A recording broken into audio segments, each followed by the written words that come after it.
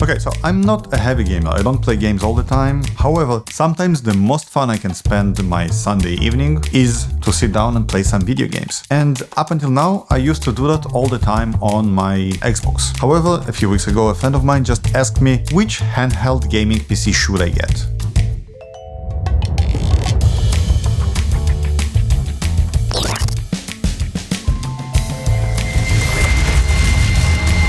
So, let's talk about it.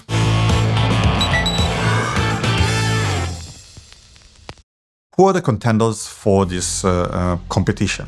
Well, the three main devices on the market today are the Valve Steam Deck, ASUS ROG Republic of Gamers Ally, and the Lenovo Legion Go. Well, that thing is so big and heavy that it feels like actually carrying not a handheld gaming PC, but like a full-blown desktop PC. I'm gonna go over the various categories between the two devices, and I'm gonna give points based on the categories of hardware, software, ergonomics, and compatibility. But before that, what does come in the box with those devices? Both the ASUS ROG Ally and the Steam Deck come in very nice packaging. Inside this package, you will find the device itself, as well as a charging brick for both of them. The ROG Ally comes with a stand for your desk. It's a nice cardboard stand, and the Steam Deck will also come with a carrying case that for the ROG Ally you need to buy separately. Let's start with the hardware. So first, the processor. The Steam Deck comes with a custom AMD CPU, custom designed for Valve and for the Steam Deck. And because of that, it's very efficient with power and a very powerful processor at that. The ROG Ally comes with the Z1 Extreme, which is a full-blown AMD processor for laptops, not for handheld gaming PCs, while being a lot more powerful than the Valve processor. It's also a lot less battery efficient. As you'll see in many of the categories that will follow, it very much matters what you plan to do with the device. Do you want to use it more handheld, or do you want to use it sometimes handheld, but most of the time connected to a screen or to a charger? In this case, because it depends on your usage of it, I will give a point to both of them, right? Both to the ROG Ally and the Steam Deck, because each of those processors is better for something else. Next is the screen. The Ally has a 1080p screen at 120Hz. The Steam Deck, on the other hand, has an 800p 60Hz screen, but also an OLED version. You would say, well, it's an easy win, right? The ROG Ally wins. And the fact is that it is a sharper screen with a higher refresh rate. But the Steam Deck has a bigger and a more vibrant screen. The colors are more vibrant, and a big advantage is that because it's a low resolution screen, many of the games are actually running faster, and the battery usage is better. With that said, both of them can increase the resolution when running tethered to a power source and a screen, so it doesn't actually matter though. So for the screen, both devices get 1 point. Let's move on to storage. The Steam Deck comes in 256, 512 and 1TB of storage. The Ally, on the other hand, comes in 512 and 1TB in the X edition. However, both of them have SD card expansion, so you could expand that easily even to buy like 1 or 2 terabytes of SD card storage. But there's a huge caveat here. The caveat is that on the Steam Deck, the SD card is on the bottom of the device and is very stable and reliable. On the ROG Ally, on the other hand, the SD card is on the top of the device, exactly where the exhaust pipes are for the cooling. And because of that, on many Allys, what happens is that when the device runs at full heat, it actually burns out the SD card, and then you cannot actually use it. Or at the very least, the SD card is destroyed, in some cases even the port is destroyed. So technically it's an unusable device. The Steam Deck actually gets the point for that one. Next is the battery life. The battery is very similar between the Steam Deck and the ROG Ally, but because the Steam Deck has a low-resolution screen and an optimized processor, it performs better. The new Ally X, on the other hand, has a bigger battery, so that should put them in the same category. And in fact, they both advertise 2 to 3 hours of gaming on high-end AAA games. In reality, the Steam Deck gets to the 3 hours pretty easily. The ROG Ally, I've never seen it past the 2 hours. So that's something to take into account. Again, as a portable device, the Steam Deck performs much better.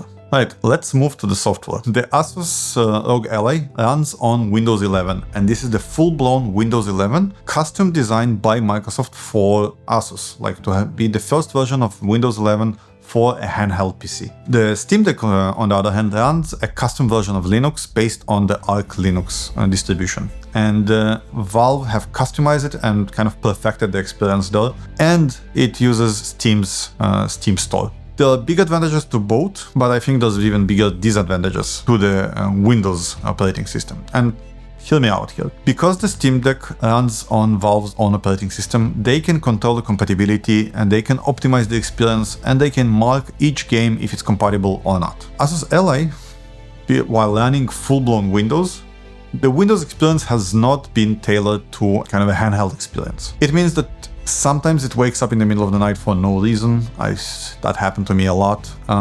If you try to pause the device, like put the game away, go do something else, then come back, well, it takes it a long time, if at all, to recover and resume. Doesn't always happen.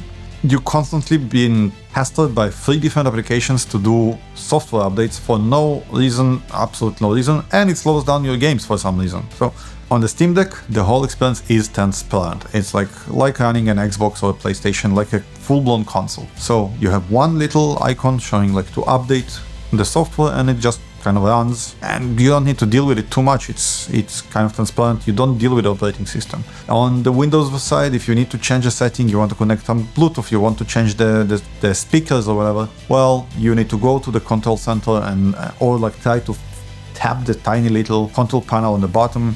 It's a nightmare. On the Steam Deck, it's all within the same Steam interface. It's smooth, it's thought out, and it's very, very efficient and just pleasure to use. For that category, the Steam Deck absolutely gets the point. Next point is compatibility. And for compatibility, basically because the Ally runs Windows 11, any games you throw at it will be compatible. That's a huge advantage. With the Steam Deck, because it runs to a special Windows compatibility layer called Proton, which is based on Wine. Only games that are compatible with Wine are running. And with that said, Valve has been working very hard and working together with the Wine project to support more and more games, and the majority of them work as well on Proton as they do on Windows, and some of them actually work better, especially like some of the older games. It still doesn't support every single game. On top of that, if you want games that are not available in Steam, but for example games that are available on the EA store or the Epic store, right? You want to play Fortnite. They are not available on Steam natively. You can install them. There are installers and there are workarounds to get them running. It's not as transparent. You're basically going into Windows territory there. As long as you play primarily Steam games, it's amazing. Like, it's just smooth, it just works. And inside the Steam store, you actually see compatibility for every game if it's fully compatible. If there's some inconveniences, like for example, some of the text is too small, they update it and improve it all the time. So for that one, I'm gonna give the point. You know what? I'm gonna give half a point to the ROG Ally because it's just more compatible out of the box. The next category is ergonomics, and that includes both how comfortable the controllers are and the build quality. So let's start with the build quality. Both devices are very well built and very robust, but the Steam Deck just feels better. There's no clicking, like it's just a solid piece of kit. The Ally feels a little bit cheaper. Not by much, but a little bit cheaper. And I think that part of it is probably like the ASUS kind of design language as well. I mean, there's cute little rainbow colors on the device and other parts that are cool, but the Steam Deck just feels like a gaming machine.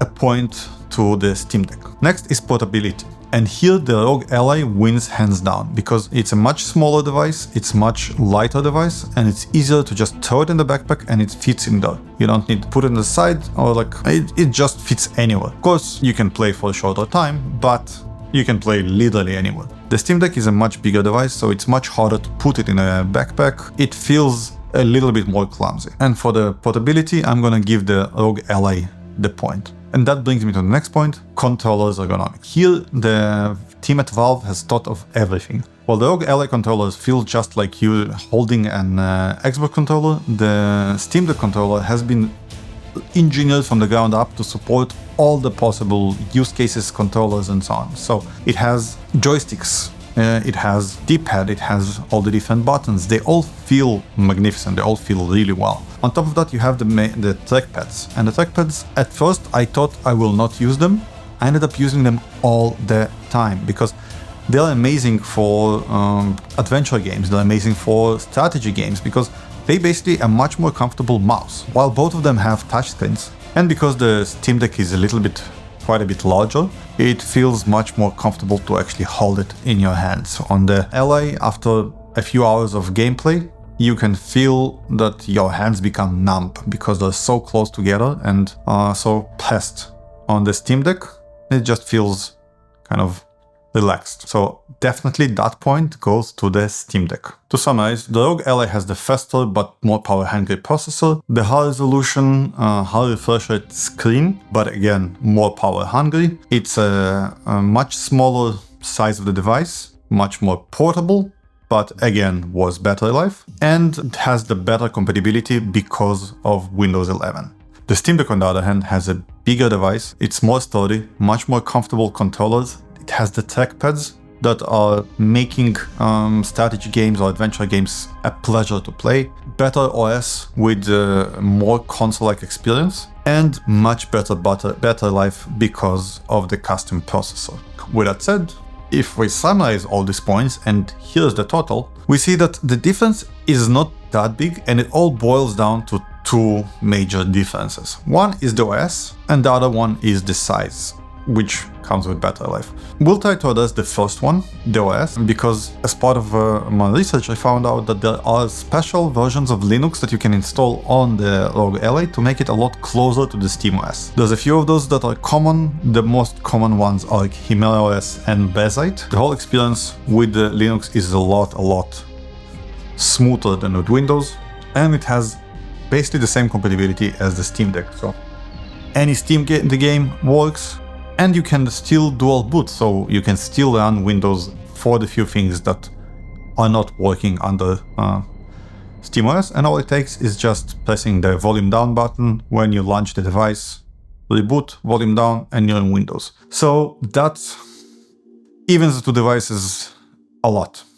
In summary, if you're looking for a device that you will use mostly while traveling by car or like just going to nature and want to play a video game, or you wanna, like as my friends told me, play the video game under the blanket when his wife is asleep, well, the Steam Deck is definitely the device for you. It's more comfortable, its battery life is better, and it kind of just works. If you want a device that you will occasionally use on the go, you will travel with a lot, but most of the time you will actually play with it connected to power and the screen, well, the ROG Ally is the absolute winner here. Before I finish, I want to leave you with just one thought before you buy either one of those. And by the way, this video is not sponsored, and I bought both devices with my own money. Alright, I hope that video has been helpful. I know it's not the standard digital nomad AI stuff, but that was an interesting journey for me, and I hope you enjoyed it together with me. Until next time I feel like making a video, bye!